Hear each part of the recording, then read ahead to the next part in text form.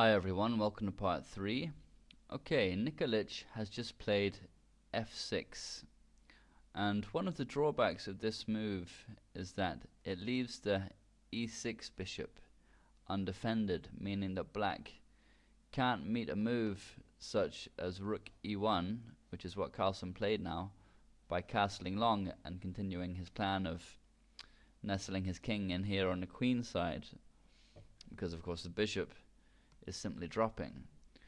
But another of the good points of this move f6 is that he can now play king f7, although such a move requires either nerves of steel or great confidence with calculation, preferably both, in order to have his king on the square when there is so much firepower ready to be unleashed in the white position.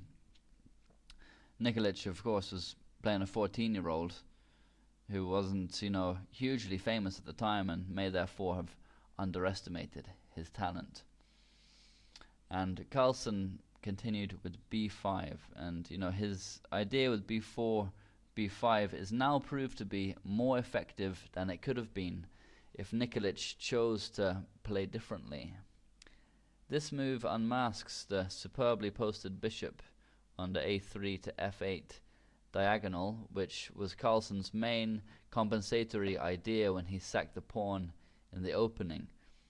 It also opens possibilities for the rook to develop from a4 along the fourth rank, which, it's good too.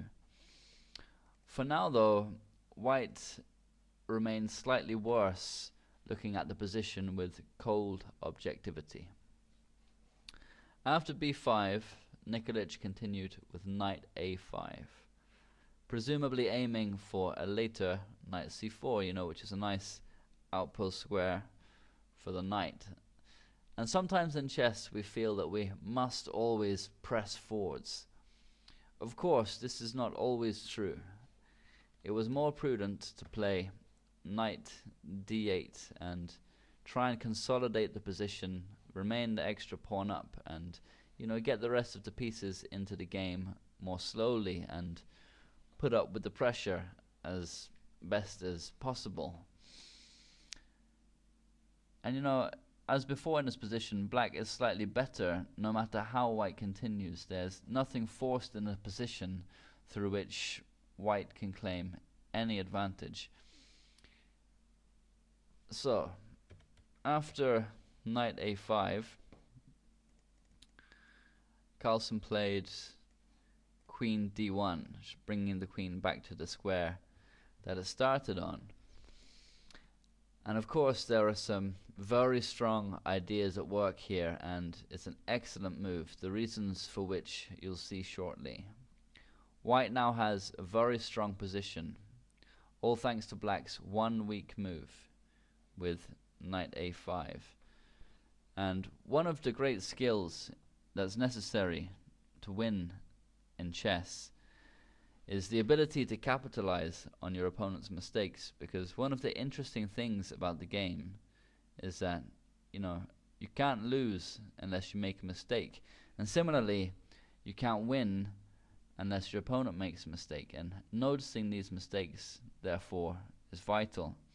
And it's something that Carlsen is especially good at. In a recent interview he said how he prides himself on punishing his opponents for any kind of slight mistake they make. And many great players throughout history have also exhibited this quality, and Carlsen is absolutely unforgiving. And queen d1 sets up a lot of fireworks that we'll see shortly. And to make matters worse, Nikolic now blundered with rook a e8, which is seemingly a logical move, defending the e6 bishop and bringing a rook to the open file.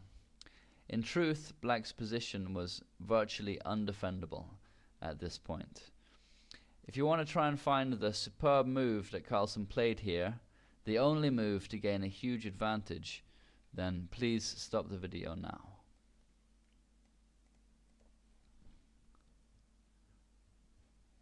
Knight g5 check, which Fritz gave a double exclamation mark in the analysis is the incredible continuation from Carlsen. It's often said of Capablanca that he was able to use tactics to win what had been positional games, and indeed it follows that if you outplay your opponent positionally, tactical shots will follow. And Carlsen plays in the same way. F takes g5 is forced. The only other move that black can play is king g8, which simply loses a piece to knight takes e6. So f takes g5. And now comes queen f3 check, the next move in the combination. And this was one of the many ideas made possible by moving the queen back to d1. And white's attack is now totally crushing.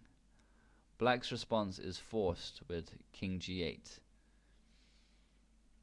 because the bishop is covering these dark squares. Only other legal move is queen f4, but then just rook takes f4. And now comes rook takes e6 from white, which is a very nice tactical shot.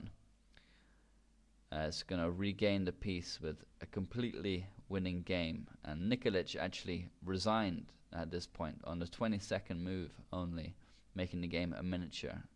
And he had perhaps realized for the first time that there is now no rook takes e6 because of queen f8 and mate. So he can't recapture. And the piece is regained after rook takes e6 with a completely winning attack. Black would have to play something else here. He's tied to defending the rook. Rook's attacked, rook takes e8 is threatened, so a queen move is best. Queen f7 or queen d7, it actually leads to the same continuation anyway.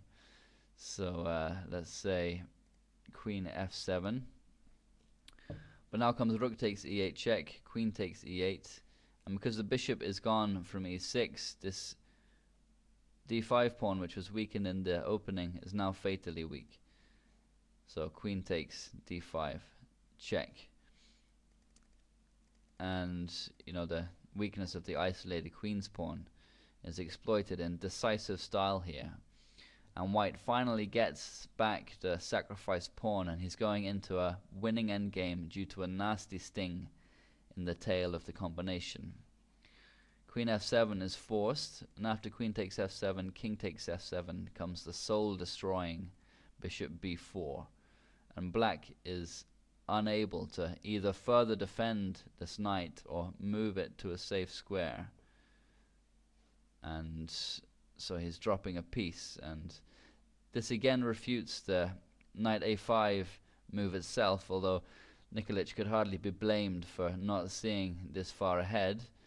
And it also highlights the significance of the d5 pawn dropping, or there would be a knight c4 here. So what can black do? He may as well play knight c6, but after b takes c6, b takes c6. The win is, of course, simple. So it was a fantastic game from Carlsen. His talent as a young teenager was abundantly clear.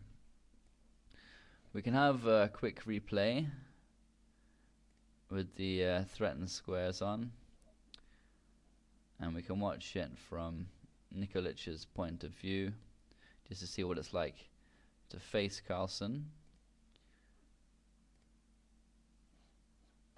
who we will see in chorus, which will start on Saturday lunchtime. And as always, there's a top level competition, and Carlsen will be hoping to push his record breaking ELO even further than where he is now. He recently broke Kasparov's record, as I'm sure all of you know.